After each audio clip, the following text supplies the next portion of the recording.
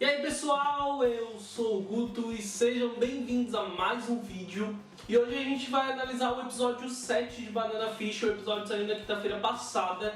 E nesse episódio, o Ash, o Max e os outros meninos, eles chegaram à Califórnia, chegaram a Los Angeles.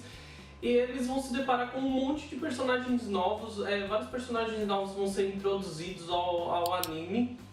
E também um novo vilão ele começa a aparecer, alguns de vocês já devem ter identificado isso tanto no anime, tanto na prévia desse episódio, assim como na abertura do anime.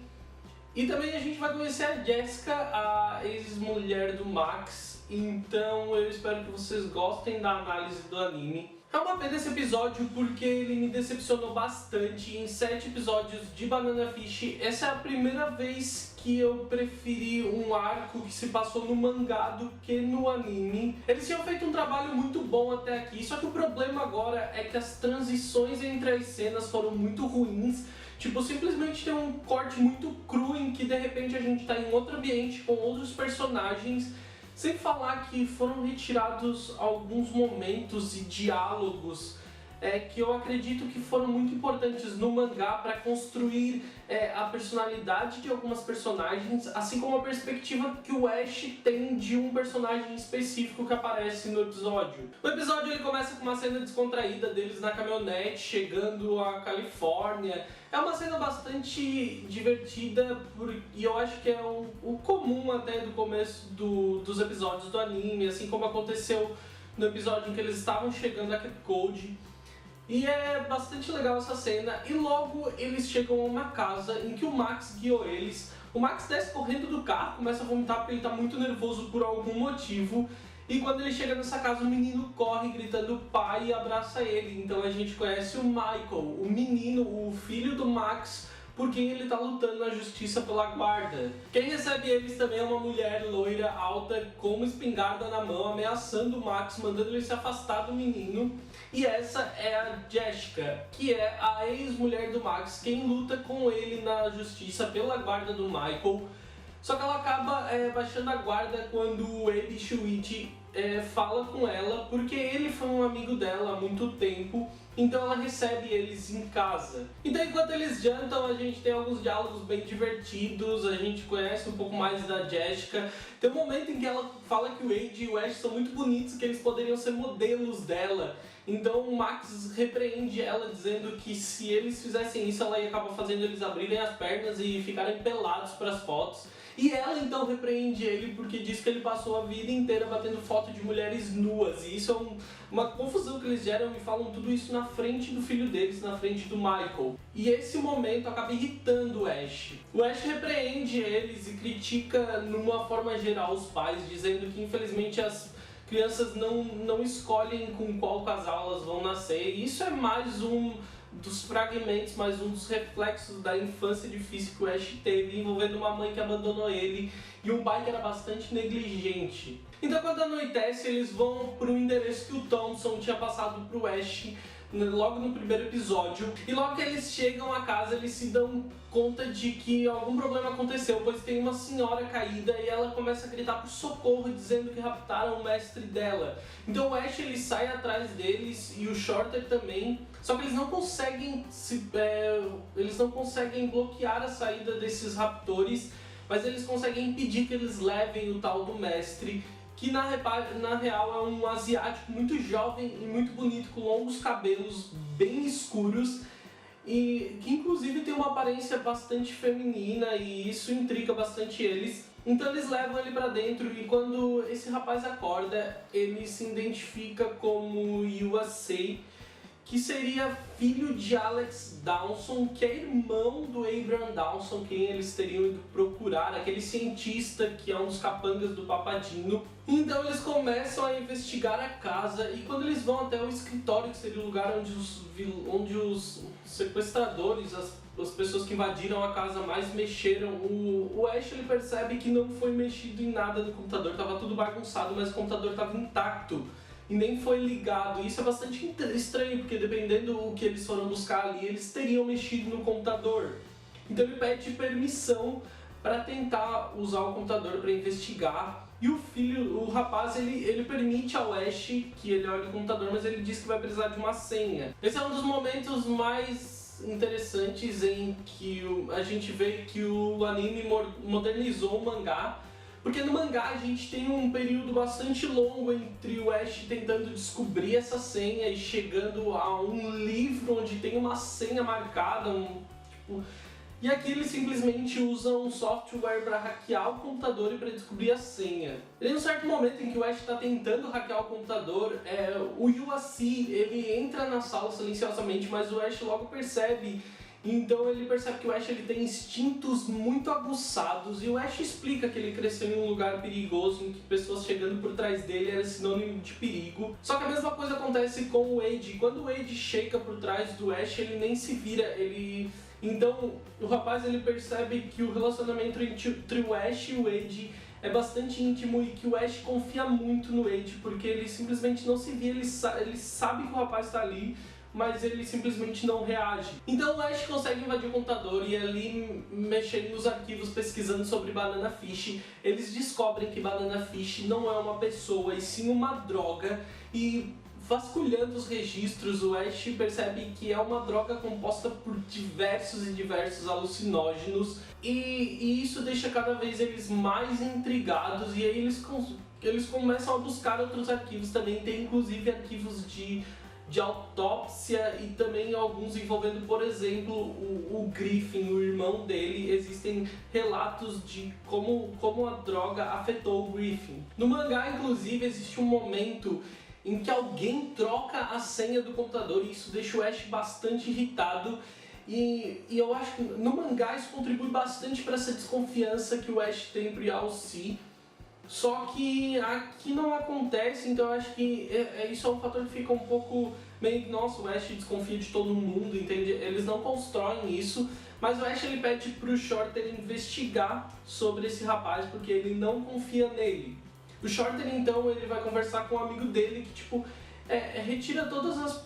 Ele começa a falar coisas, contar a história do rapaz e retira todas as dúvidas que o Shorter tem sobre ele, só que o Shorter acaba sendo encurralado por outras pessoas e eles são membros da família Lee. Eles então chantageiam o Shorter com a irmã dele que ficou em Nova York, e eles dizem que se ele não trair o Ash, se ele não ajudá-los a capturar o Ash e tudo mais, eles vão acabar matando a irmã dele, ou alguma coisa de muito ruim vai acontecer com ela, e o Shorter se vê completamente encurralado. Já na casa, o Ash e o Max eles estão conversando sobre os arquivos que eles encontraram, e os dois perceberam que existe aparentemente uma ligação militar com tudo isso, e isso preocupa o Max. O Ash ele diz que ele realmente quer ir até o final disso, só que isso deixa o Max mais irritado, porque a coisa acaba ficando mais preocupante, sendo que isso pode envolver pessoas muito maiores do que além do Golzini. E também eles voltam a ter uma conversa com o Abe sobre o Wade voltar para o Japão, porque já está chegando na hora deles voltarem. O Ash então se oferece para falar para o Wade para ele voltar para o Japão. Então quem se revela ao Shorter como contato da família Lee para ele ali dentro é o Yao-Si, que ele se revela como Yanti Lang, que seria esse cara que o Sr. Lee tinha avisado pro Golzini, que iria ajudar eles lá em Los Angeles. E isso vai deixando o Shorter muito irritado, porque a família Lee é tipo o grande polo, seria quem ajudou muito os asiáticos a poderem viver nas terras estrangeiras hoje em dia. Isso vai deixando ele bastante decepcionado. Então a gente chega ao ápice do episódio, a gente chega ao momento pelo qual o episódio vale a pena, porque a gente tem uma cena construída com um cenário, um ambiente maravilhoso no pôr do sol, uma trilha sonora excelente, e o momento em que o Ash vai falar pro Wade que ele tá só atrapalhando e que seria melhor ele voltar pro Japão, que o Ash não vai poder ficar protegendo ele pra sempre. E isso quebra o menino de uma forma assim muito cruel. O Ash ele claramente não se importa em ser frio com o Wade, porque ele tá fazendo aquilo pro bem do menino. Mas aquilo tá doendo muito no Ash também, por mais que ele não demonstre, a gente vai ter uma sequência de cenas onde ele acaba demonstrando isso num diálogo com o Max. Então isso destrói ambos, mas o Wade ele não questiona, ele simplesmente aceita, ele só pede um tempo para colocar os sentimentos dele no lugar, mas ele sabe que vai ter que voltar. O Ash até tenta amenizar com algumas palavras doces, como o fato dele ter salvado o Ash, o Skip e tudo mais, mas de nada adianta. Então o Egg tenta amenizar a situação, falando que a situação tá complicada, explicando que o Ash não queria ter sido tão frio, mas o Wade só se mostra mais triste. E, gente, essa cena é realmente, assim, muito triste. Ela é o ápice total do episódio, só que não é de um momento muito feliz, é um momento muito triste. E eu acho que todo episódio ele vale só por essa cena, porque ela foi construída e desenhada de uma forma incrível, além do diálogo ser excelente. O Ash então conta ao Max que ele vai voltar a Nova York, porque ele não quer mais se esconder e fugir do Golzini. Ele decidiu enfrentar o Papadino e... depois daquela conversa que eles tiveram, o Max decidiu que ele vai junto, que afinal ele é o irmão do Griffin, ele é o irmão mais novo do melhor amigo dele e ele não quer deixar o Ash sozinho nisso. E ele sabe o quanto doeu no Ash ter que ter sido frio com o Wade, porque ele não quer que o Wade continue seguindo ele, porque a coisa vai ficar muito perigosa agora. E aí em outra cena a gente vê o Shorter conversando com o Itlug, e o Itlug pede pra ele sequestrar o Wade, ajudar ele a sequestrar o Wade, e isso revolta o Shorter de uma forma... ele ameaça o chinês com uma faca, só que ele não faz nada porque ele sabe que a irmã dele corre um risco enorme, só que ele começa a se desesperar e a chorar em cima do Lung quando ele percebe que a família Lee era a família que devia proteger eles, porque ele cresceu escutando os pais dele falarem que a família Lee deu a oportunidade deles poderem viver em terras estrangeiras com segurança, e isso desmorona o Shorter e é bastante triste. Mas parece que as palavras dele de alguma forma impressionam ou impactam no Itlug. E a última cena do episódio é uma cena em que homens estranhos invadem a casa onde a Jessica vive com o Michael, a ex-família do Max Lobo. Então a gente pode esperar bastante coisa do próximo episódio. Eu acho que esse episódio, como eu disse, ele foi um episódio bastante fraco, mas eu acho que mais em termos de produção, porque a transição das cenas era muito ruim. Eu acho que alguns diálogos poderiam ter sido mais bem aproveitados. E eu acho que esses episódios ele não deviam ter sido tão resumidos. Eu acho que alguns momentos poderiam ter sido mais relevantes, e não só o momento da conversa do Ash com o Wade. Parece que eles meio que fizeram uma coisa assim, tá, agora então o Shorter é chantageado, o Shorter tem que sequestrar o Wade, a gente conhece a Jessica e eles descobrem que a Banana Fish e vão colocar tudo aí.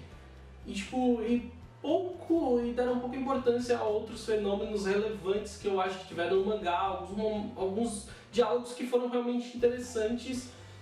Mas eu acho que foi o primeiro momento em que eu preferi realmente o mangá do que o anime. Acho que esse arco foi a única vez que eu me senti dessa forma. Eu espero que você tenha gostado do vídeo. Não esqueça de deixar aqui embaixo o que você achou desse episódio e o que você espera dos próximos episódios. E eu vejo vocês no próximo vídeo. Não esqueça o like e de se inscrever no canal se é novo por aqui. Grande beijo, tchau, tchau!